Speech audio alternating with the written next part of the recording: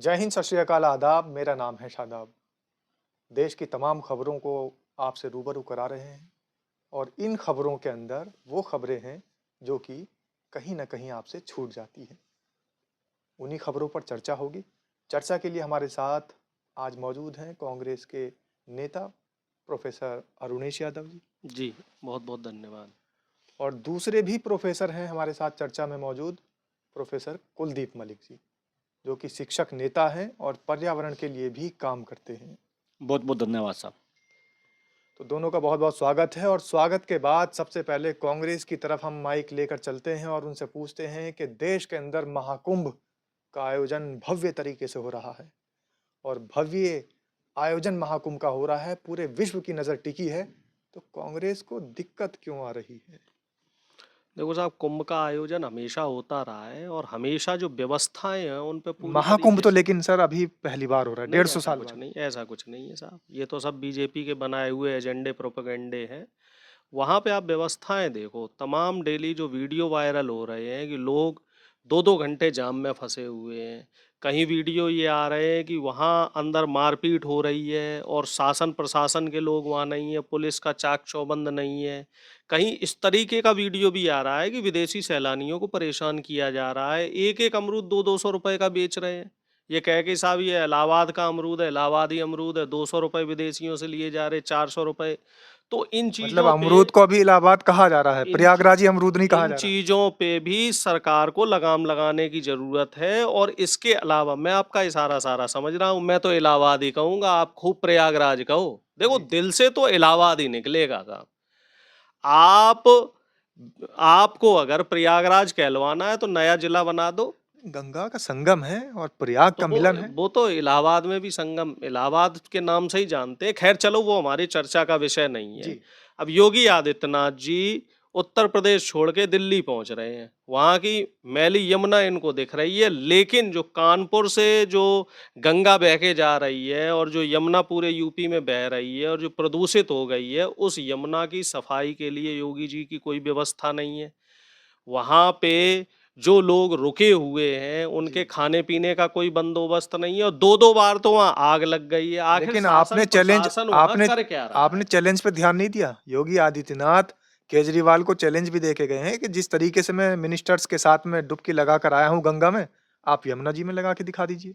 अरे भैया, योगी आदित्यनाथ जी डुबकी तो लगा रहे हैं, अच्छी बात है, डुबकी लगाएँ। डुबकी तो जो नेता वहाँ जा रहा है, वो डुबकी लगा रहा है, सारे अधिकारी डुबकी लगा रहे हैं, विदेशों से लोग आके डुबकी लगा रहे हैं। लेकिन एक बात वहाँ और निराली देखने को मिली है। जी। जिस पे योगी जी को ध्यान देने की जरूरत है, मुख्यमंत्री को ध्यान देने की जरूरत है। एक नया प्रचलन शुरू हो गया है। वो कौन सा प्रचलन है? ये 18-18 साल के 20-20 साल के जो युवा हैं, वो पढ़ाई लिखाई की तरफ ना जाकर एक वीडियो भी मैं बताऊंगा कि एक वीडियो वायरल हो रहा है जिसमें ये कह रहे हैं कि साहब गर्लफ्रेंड ने धोखा दे दिया, नौकरी मिलेगी नहीं, नौकरी 10,000 की 12,000 की मिलेगी। तो भारी भारी संख्या में युवा अब नागा साधु बन रहे हैं जी। और 10,000 से ज्यादा का ऐसा आंकड़ा बताया जा रहा है। अब इसकी पुष्टि होना बाकी है कि कितने युवा नागा साधु बन रहे हैं। तो ये मुख्यमंत्री के लिए और प्रशासन के लिए एक बहुत बड़ा चिंता का विषय है जी। कि पढ़ा लिखा युवा मुख्य धारा में ना आकर जो एक तरीके से कह सकते हैं किशोरावस्था में ही सन्यास की तरफ जा रहा है। चलिए अरुणेश जी, आपके पास आएँगे। शिक्षा की बात हुई है तो शिक्षक नेता भी हमारे साथ मौजूद हैं। प्रोफेसर साहब, जी। आप बहुत शिक्षा पर चर्चा करते हैं या नहीं? जी, जी, जी, बिल्कुल करते हैं और आप भी मेरा सहयोग करते हैं उसमें। जी, शिक्षा पर चर्चा हो रही है, लेकिन ये भी आपको पता है कि सनातन राष्ट्र की भी माँग चल रही है और सनातनी राष्ट्र बताया जा रहा है।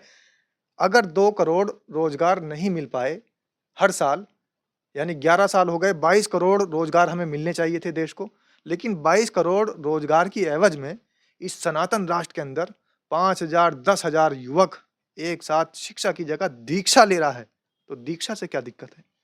नहीं, नहीं, देखिए श्रीमान जी, जहाँ तक आप सनातन की बात कर रहे हैं और फिर आप शिक्षा और दीक्षा की बात कर रहे हैं और आपने चूँकि मुझे पर्यावरण के रूप में भी जो है इंट्रोड्यूस करा, कई बार जब मैं देखता हूँ और ख़ास तौर से मैंने अभी देखा कि परसों हमारे सूबे के मुख्यमंत्री आदरणीय योगी जी अपने मंत्रिमंडल के साथ प्रयागराज में डुबकी लगा रहे थे। भाई आप डुबकी लगाओ, कोई बात नहीं, आप अपने आप को सनातनी मान रहे, और ये सनातन जो देश है, हम भी अपने आप को सनातनी बोलते हैं, और सनातन का मतलब लोग समझे जी और उसके अकॉर्डिंग काम करे। जी लेकिन आप राजनीति में धर्म को घुसा रहे, लोगों को आप गुमराह कर रहे। एक तरफ आप नमामि गंगे करके एक बड़ा प्रोजेक्ट लॉन्च कर रहे, जिसमें आप गंगा की सफाई की बात कर रहे। आप एक बहन को मंत्रालय दे रहे, बहन उस मंत्रालय को ग्रहण करते ही सार ये शपथ ले रही कि अगर गंगा को साफ ना कर पाई तो गंगा में डुबकी लगा के मैं इसमें अपनी जान दे दूंगी। अब मुझे तो वो बहन दिखी नहीं कहीं। जी आपको, आप तो मीडिया कर्मी हैं, बहन को खोजो ना। तो मैं तो ये निवेदन कर रहा, धर्म अपनी जगह है, नहीं डुबकी बात कंप्लीट हो दो, धर्म अपनी जगह है, जी राजनीति अपनी जगह है। अब आपने राजनीति में धर्म लपेट के आप इस देश का बेड़ा गर्क करने पे लग रहे।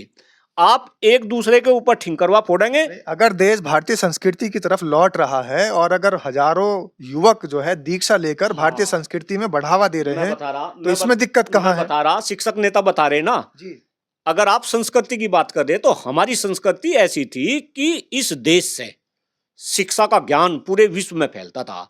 आज क्या हो रहा, आज तो उल्टा हो रहा। आज हमारे बच्चे विदेशों में शिक्षा का ज्ञान लेने के लिए जा रहे हैं, और जितना हमारी सरकार का बजट नहीं उतना वे बच्चे खर्च कर रहे, और हम केवल जय सिया राम कहना, बहुत गंभीर बात बोल रहा, और हो सके कुछ लोगों के पेट में दर्द हो, केवल जय सिया राम बोलना, भारत माता की जय का नारा लगाना, ये राष्ट्रभक्ति नहीं, ये सनातन नहीं। सनातन तो आपके दिल में होना चाहिए। शिक्षा तो हमारी संस्कृति का पार्ट ये है। महाकुंभ में जो तरह तरह के बाबा नजर आ रहे हैं, कांटे वाले बाबा, कबूतर वाले बाबा, गेहूं वाले बाबा, अनाज वाले बाबा, रुद्राक्ष वाले बाबा, ये सब और हाथ ऊपर करे हुए बाबा, ये सनातन का हिस्सा नहीं है? नहीं नहीं, देखिए श्रीमान जी, पहली तो बात ऐसा, मैं शिक्षक नेता, मैं धर्म पे बहुत ज्यादा बोलना नहीं चाहता। अब आप मेरे पे बुलवाओगे जी भाई, धर्म के आड़ में हिंदुस्तान में सब कुछ चले, धर्म के आड़ में यहाँ सब कुछ चले, और वही सब कुछ चल रहा।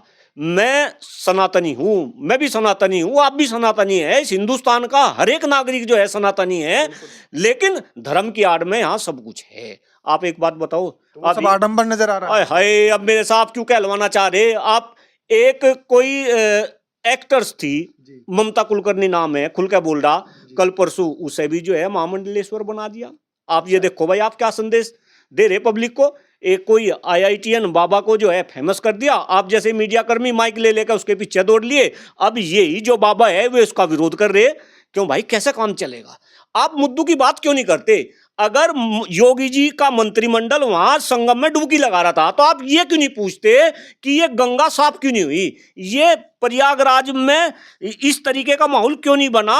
भाई ये तो पेरिस बनाना चाह रहे थे। मैं तो यहाँ केजरीवाल की भी बात कर रहा, अभी आपने केजरीवाल की भी बात करी। केजरीवाल जी दिल्ली को पेरिस बनाना चाह रहे थे, यमुना की सफाई केजरीवाल जी करना चाह रहे थे। मैं तो ये कह रहा कि ये राजनीति में लंका में सारे 52 गजे है। जरा हिंदुस्तान की जनता इस बात को ध्यान से समझे, आपको इन नेताओं की चाल समझनी पड़ेगी। ये तो गंगा में डुबकी लगा लगा के आपका ध्यान असली मुद्दों से भटका रहे।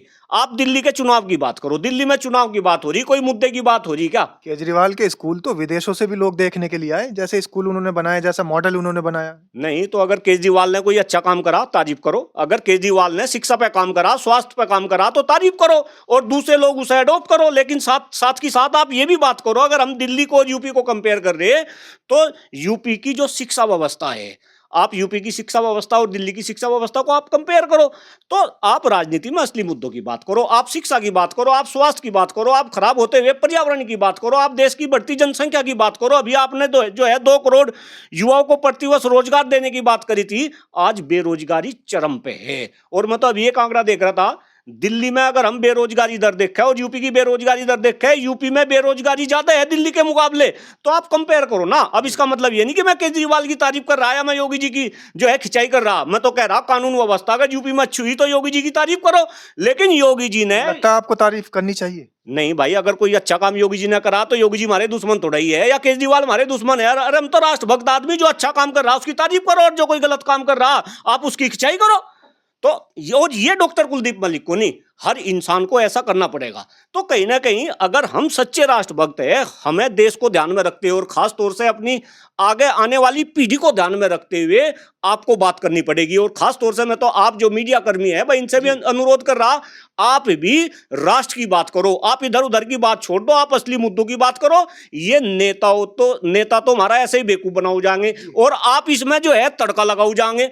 फिर जनता भी उन्हीं न्यूज को देखी जाएगी। भाई आप शिक्षा की बात क्यों नहीं करते, आप पर्यावरण की बात क्यों नहीं करते, आप योगी जी से जाके वहां पूछते क्यों नहीं कि आपने संगम में डुबकी लगाई, ये इतना गंदा पानी है, वो तो नहाने लायक पानी है ही नहीं। भाई आपके टीवी चैनल पे ये रिपोर्ट दिखाई जा रही कि गंगा और यमुना का पानी नहाने लायक नहीं और उसे लोग पी रहे और कोई उस पर क्वेश्चन नहीं करता। सांस लेने के लिए हवा नहीं छोड़ दी है कि भाई 400 के पार चला जा, कोई उस पर बात नहीं करता। और बस ये धर्म आस्था के नाम पे सारी चीजें साइडलाइन कर रही। आस्था अपनी जगह है, लेकिन इन सारे मुद्दों को भी हमें कहीं ना कहीं राजनीति में रखना पड़ेगा। बिल्कुल, मेन स्ट्रीम मीडिया भले ही ये काम कर रही हो, कुलदीप मलिक के आरोप हैं, वो हो सकता है मेन स्ट्रीम मीडिया पर सटीक बैठते हो, लेकिन हमारा रिकॉर्ड रहा है कि हम मुद्दों की बात करते हैं। बात आ रही है पर्यावरण को लेकर, शिक्षा को लेकर, आपके साथी एक आवाज उठा रहे हैं कि पर्यावरण और शिक्षा पर काम नहीं हो रहा है। आपकी पार्टी कह रही है कि दिल्ली लाहौर से भी बदतर हो चुकी है। कांग्रेस का स्टेटमेंट है लाहौर से भी बदतर हो चुकी है, गैस चैम्बर बन चुकी है। किसका दोष मानते हैं? देखो, इसमें केंद्र सरकार, राज्य सरकार दोनों का दोष है, बराबर का दोष है।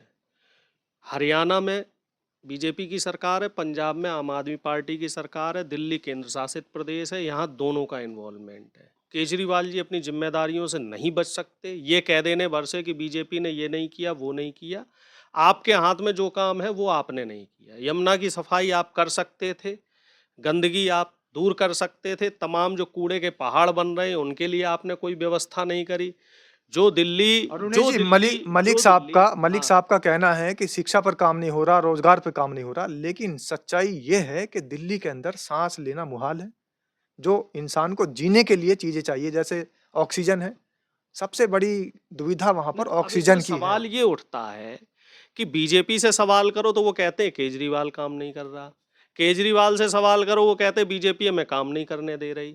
तो जब आप दोनों लोगों के बस की ये बात नहीं है तो दिल्ली को शीला दीक्षित जी की जो दिल्ली थी उसी के हाथ में सौंप दीजिए। और हमारा तो सीधा दिल्ली की जनता से आह्वान है कि 15 साल पहले की दिल्ली आप देखो और अब की दिल्ली आप देखो। जो हमने 15 साल काम किया, जो दिल्ली में विकास की रफ्तार हो रही थी, उस रफ्तार पे कहीं ना कहीं बीजेपी और आम आदमी पार्टी दोनों ने मिलके ब्रेक लगाए हैं। अगर दिल्ली में रोजगार की बात करो, दिल्ली में नए स्कूल कितने बनाए गए उसकी बात करो, तो क्या दिल्ली विश्व में कहीं ठहर रही है?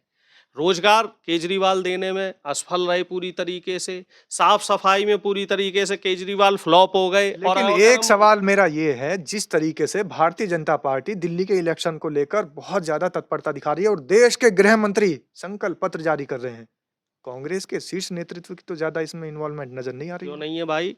राहुल गांधी जी रैलियां कर रहे हैं, बराबर देखो संविधान को लेकर चर्चा हो रही है। केजरीवाल जी संविधान विरोधी है, बीजेपी भी संविधान विरोधी है। जहां भी दलित पे उत्पीड़न होता है, राजेंद्र पाल गौतम इसका सीधा साधा उदाहरण है। राजेंद्र पाल गौतम ने बौद्ध धर्म की दीक्षा ली, क्या बौद्ध धर्म सनातन धर्म नहीं है? केजरीवाल जी ने उनको मंत्रिमंडल से क्यों निकाला? जब भी कहीं दलित पे, किसी शोषित वंचित पे अत्याचार होता है, बीजेपी वहां मौन क्यों रहती है? वहां बीजेपी के नेताओं का इन्वॉल्वमेंट क्यों होता है? अब केजरीवाल जी को दलित भाई ध्यान आ रहे हैं, लेकिन दलितों को जो नौकरियां देनी थी, जो आरक्षित पद थे, वो केजरीवाल जी ने क्यों नहीं भरे? और जो पद केंद्र के हाथ में, वो पद खाली क्यों है?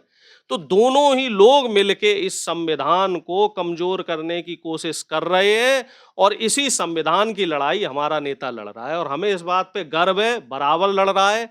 बेशक उसको मीडिया ना दिखाए, लेकिन देश की जो महान जनता है, देश का जो बहुजन समाज है, वो इस बात को समझ रहा है कि आज की डेट में, आज की तारीख में अगर कोई संविधान की, बाबा साहब के संविधान की, जो हमारा धर्म ग्रंथ है, हम इसी को धर्म ग्रंथ मानते हैं, इसके लिए अगर कोई लड़ाई लड़ रहा है तो वो हमारी पार्टी और हमारा नेता राहुल गांधी लड़ रहा है। बहुजन समाज पार्टी भी तो वहां पर चुनावी मैदान में अच्छे से उतरी है। संविधान है साहब, देश के इसी संविधान ने तो ताकत दी है। कोई भी पार्टी चुनाव लड़े, बहुजन समाज पार्टी चुनाव लड़ रही है, आजाद समाज पार्टी चुनाव लड़ रही है, असदुद्दीन ओवैसी भी आप भी चुनाव लड़ रहे हैं। सबको चुनाव लड़ना चाहिए, यही तो लोकतंत्र की परंपरा है। अब लेकिन इसमें केजरीवाल सर्टिफिकेट बांटे कि हम कट्टर ईमानदार हैं, बीजेपी सर्टिफिकेट बांटे कि हम कट्टर देशभक्त हैं, ये गलत है। देशभक्ति का सर्टिफिकेट और ईमानदारी का सर्टिफिकेट किसी एक पार्टी का नहीं है। जो व्यक्ति अच्छा काम करेगा, अब केजरीवाल के एमएलए कल पुलिस को धमकाते हुए पाए गए, सोशल मीडिया पे उनके वीडियो वायरल हो रहे हैं। बीजेपी के नेता प्रवेश वर्मा हो, चाहे विदुड़ी हो, वो महिलाओं के लिए अपमानजनक बातें कर रहे हैं। तो ऐसे नेताओं से हमें बचना पड़ेगा। हमारे लेकिन देश की जनता को बचना पड़ेगा। विधायक जी उन पत्रकार महोदय से कह रहे हैं, वो कुछ गलत तो नहीं कह रहे हैं? देखिए, एक बात आप समझो, विधायक जो है वो एक कोई ऐसा नहीं है कि राह चलता व्यक्ति हो, तो उन्हें अपनी शब्दों की मर्यादा का ध्यान रखना चाहिए। पत्रकार ने अगर कोई सवाल किया, आप जवाब नहीं देना चाह रहे तो आप उसको मना कर दीजिए, लेकिन इस तरह के शब्दों का इस्तेमाल, जो आम आदमी पार्टी के विधायक हैं उनको ऐसे शब्दों का इस्तेमाल नहीं करना चाहिए। उनके बेटे की गलती थी, तो बेटे को सुधारें पहले, तभी तो आप दिल्ली को सुधारेंगे। और आपने क्या ये समझ लिया है कि एक बार आपको कोई विधायक बना दिया है, कोई पट्टा या बैनामा नहीं हो गया कि हर बार आप ही विधायक बनोगे? बिल्कुल, क्योंकि जनता ही जनार्दन है और जनता ही जिसको चाहे बैठा सकती है और जिसको चाहे पल भर में उतार सकती है, और जनता के हाथ में फैसला है। आने वाली 5 तारीख को जनता क्लियर कर देगी कि आखिर किसकी उनको ज़रूरत है और किसको वो सत्ता से बाहर और बेदखल करना चाहते हैं। तब तक के लिए आप भी कमेंट के माध्यम से अपनी राय ज़रूर रखें और ये बताएं कि आखिर दिल्ली में किसकी सत्ता होनी चाहिए, किसको कुर्सी मिलनी चाहिए। बहुत-बहुत धन्यवाद सर आपका। बहुत बहुत धन्यवाद। जी, धन्यवाद। नमस्कार।